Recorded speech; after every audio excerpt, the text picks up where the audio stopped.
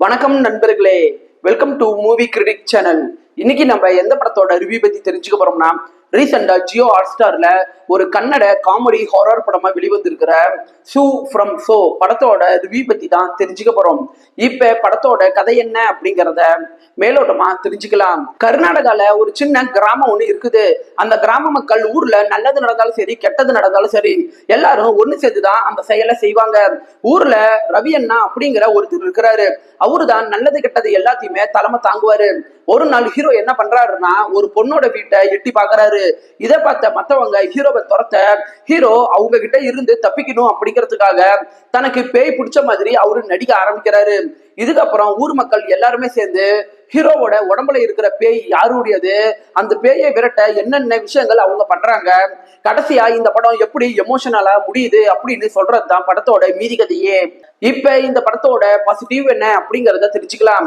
படத்துல நடிச்ச எல்லா நடிகர்களும் பர்ஃபார்மன்ஸ் வைஸா அவங்க கதாபாத்திரங்களை ரொம்ப நல்லாவே உள்வாங்கி திரையில சிறப்பிச்சிருக்கிறாங்க.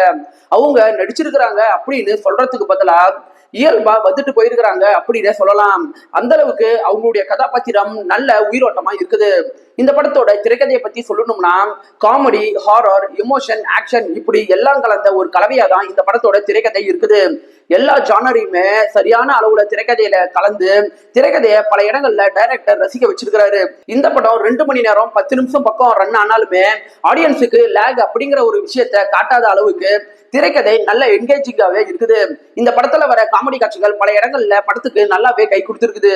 குறிப்பிட்டு சொல்லணும்னா, கல்யாண வீட்டுல நடக்கிற காமெடி காட்சிகளாகட்டும், மாமா அப்படிங்கிற ஒரு கதாபாத்திரம் வந்து பண்ற காமெடி காட்சிகளாகட்டும், ஊர் மக்கள் ஹீரோ உடம்புல இருக்கிற பேயை விரட்டணும் அப்படிங்கிறதுக்காக ராஜ் பி ஷெட்டியை கூப்பிட்டுக்கிட்டு வருவாங்க. அப்ப நடக்கிற காமெடி காட்சிகளாகட்டும், ஹீரோவை பார்த்து பயந்து ஹீரோவோட அப்பா அம்மா தங்கச்சி எல்லாருமே பயப்படுவாங்க. இந்த இடங்கள்ல வர காமெடி காட்சிகள் ஆகட்டும், இந்த காமெடி காட்சிகள் படத்துல பல இடங்கள்ல நல்ல சிரிப்பை ஏற்படுத்துது.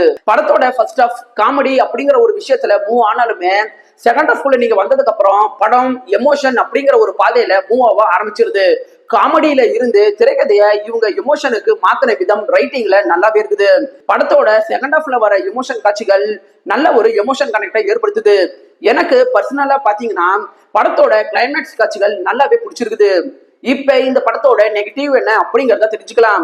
படத்துல பெருசா குறைகள் அப்படின்ட்டு எதுவுமே கிடையாது. ஒரே வார்த்தையில சொல்லணும்னா, இந்த படம் நீங்க மிஸ் பண்ணாம பார்க்க வேண்டிய ஒரு தரமான படம் தான் இந்த படம். மிஸ் பண்ணாம பாருங்க. படத்தை தாராளமா ஃபேமிலியோடய பார்க்கலாம். இந்த வீடியோ உங்களுக்கு பிடிச்சிருந்துச்சுன்னா லைக் பண்ணுங்க, சப்ஸ்கிரைப் பண்ணுங்க, ஷேர் பண்ணுங்க, மறக்காம பெல் பட்டன் நமக்கு மறந்துடாதீங்க. நாம வேற ஒரு வீடியோல சந்திக்கலாம். அது வரைக்கும் நன்றி, வணக்கம்.